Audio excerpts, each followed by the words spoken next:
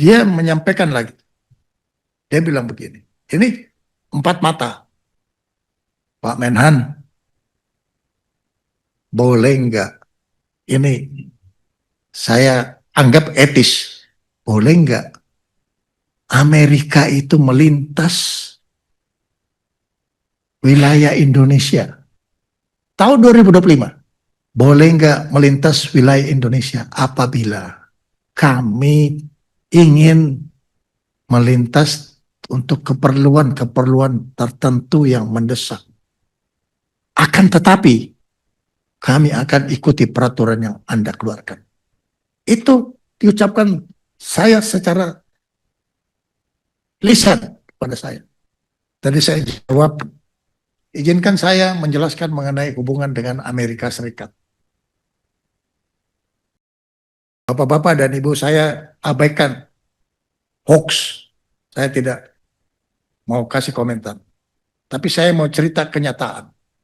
Di tahun 2025, berarti 1 tahun lalu, ada kegiatan ASEAN Defense Ministers Meeting Plus yang menghadirkan negara-negara global. Salah satunya adalah Amerika Serikat. Jadi saya hadir. Saya tidak kenal Menteri Perang Amerika Serikat. Kenapa? Karena ya memang dia terlalu global, kita regional.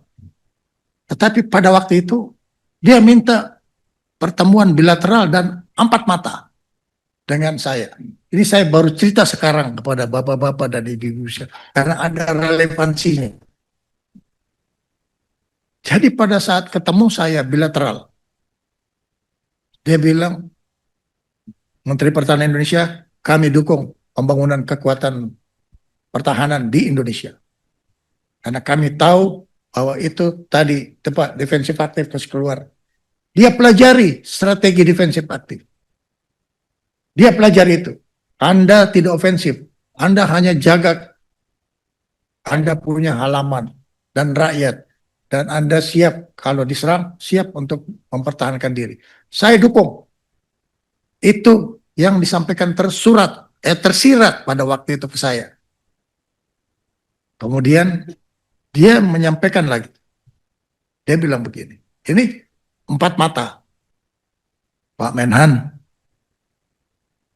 boleh nggak ini saya anggap etis. Boleh nggak Amerika itu melintas wilayah Indonesia tahun 2025? Boleh nggak melintas wilayah Indonesia apabila kami ingin melintas untuk keperluan-keperluan tertentu yang mendesak. Akan tetapi, kami akan ikuti peraturan yang Anda keluarkan. Itu diucapkan saya secara lisan pada saya. Tadi saya jawab, Pak Menteri, walaupun ada harapan, tapi saya akan lapor kepada presiden saya. Karena dia adalah Panglima tertinggi dari Tentara Nasional Indonesia. Wah, baik. Terus dia bilang lagi, Pak Menhan, bisa nggak saya mengundang Menteri Pertahanan Indonesia ke Amerika Serikat tahun 2026? Dia bilang terus secara langsung. Saya kaget juga. Itu. Saya bilang terima kasih Pak Menteri mengundang saya. Tapi saya mungkin tidak bisa pergi ke Amerika Serikat. Oh, kenapa? Anda Menteri Pertahanan. Saya ini korban dari ban Amerika Serikat ke Amerika Serikat karena saya adalah prajurit pasukan khusus yang pernah bertugas di Timur Timur. Jadi seluruh prajurit Special Forces yang pernah bertugas ke Timur Timur itu di ban dan sekarang sudah 27 tahun kami di ban. Saya pernah waktu mendampingi kabinet Pak SBY diurus, tahu-tahu di ban, tidak boleh atas nama pemerintah Amerika Serikat. Dia jawab, tidak ada lagi Ben Bennett. Semua Special Forces akan kita berikan kesempatan yang sama dengan yang lain. Itu baru baru tersirat dia cerita sama saya tahun 2025. Terus dia bilang lagi, Pak Menhan, boleh nggak minta tolong? Kami ini pernah ikut perang dunia kedua. Kami banyak korban di Morotai. Kami punya vital interest itu adalah sumber daya manusia. Ini yang dicari oleh rakyat. Boleh nggak kami datang mengambil jenazah? Kita pernah tahu, tapi dia punya. Digitalnya dia punya. Saya bilang, saya nggak tahu tempatnya. Kami punya. Tapi pertanyaannya, bisa nggak? Oh, saya bilang, jangankan bisa, dibantu pun bisa. Itu yang saya jawab.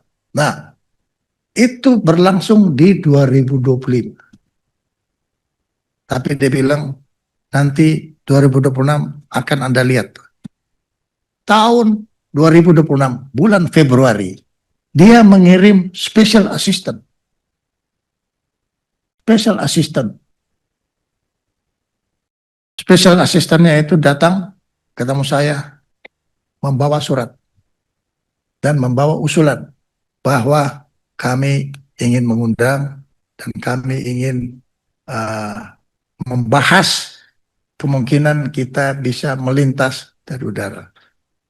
Membahas, bukan mementukan, belum. Kemudian dibahaslah tim itu. Akhirnya, bulan berapa sih ke Amerika? Bulan berapa saya ke Amerika? Bulan kemarin. Bulan lalu saya ke Amerika Serikat. Kemudian kami menandatangani letter of intent. Bukan komitmen. Dan letter of intent itu, coba, itu dia.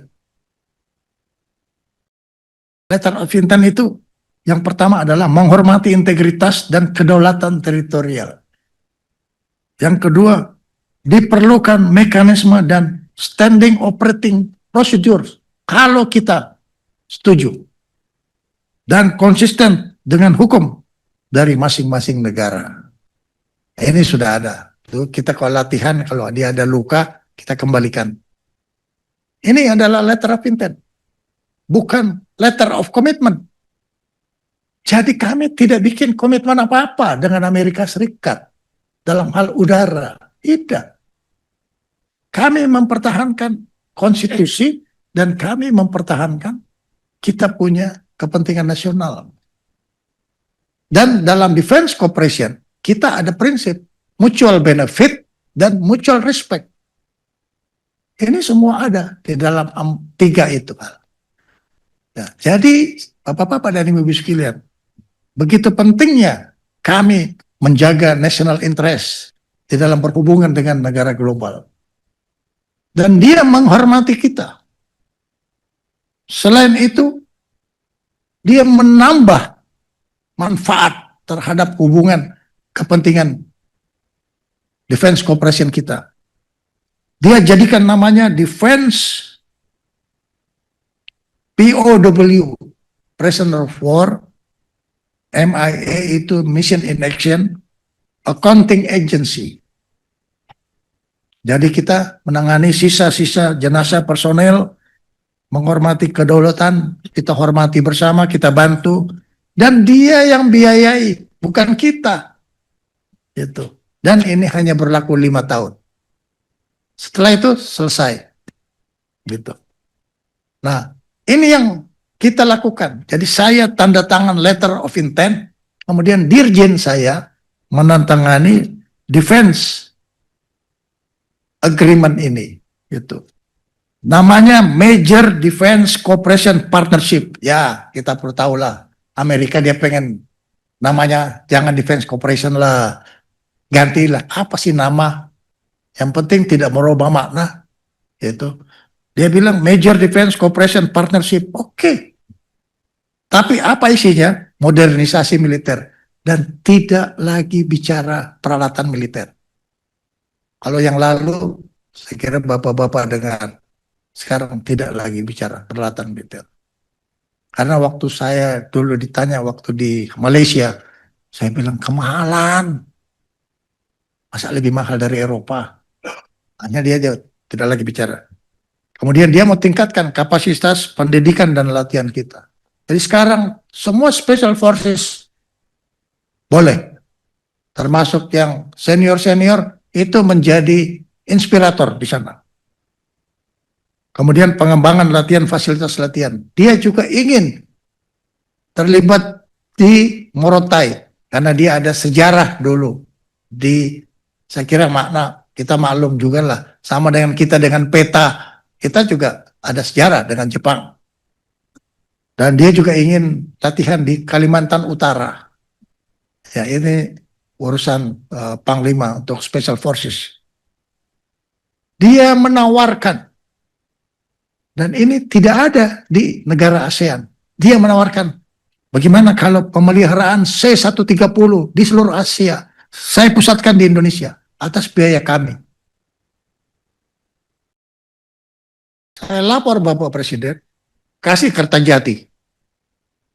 Kita sedang bekerja untuk itu.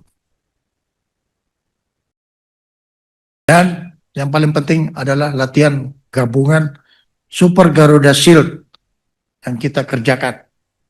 Sekarang tidak lagi beberapa negara, tapi jumlahnya puluhan negara akan kita latih Garuda Shield di Batu Raja.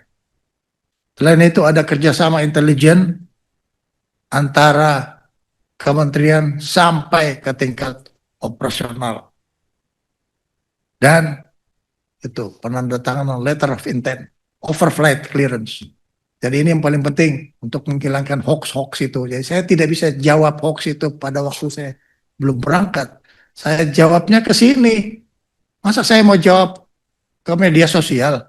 Saya jawabnya ke bapak-bapak dan ibu-ibu dong. Kan bapak-bapak, ibu-ibu wakil rakyat. Nah, bapak-bapak silakan jelaskan ke rakyat. Ya saya tidak usah jelaskan. Saya udah jelaskan ke bapak-bapak sebagai representasi rakyat. Gitu. Nah, inilah yang saya ingin tambahkan, bapak-bapak dan ibu-ibu sekalian, dalam penjelasan yang berbahagia ini. Saya sangat berterima kasih mau dikasih terbuka sehingga saya bisa yang di kepala saya dirasio dan yang di hati saya dirasa, saya bisa keluarkan kepada bapak-bapak dan ibu-ibu yang pemilik kedaulatan Negara Kesatuan Republik Indonesia. Terima kasih, Pak. Terima kasih Pak Menhan. Presentasi yang sangat bukan hanya luar biasa, ini pencerahan mulai dari Arab Saudi, United Arab Emirates,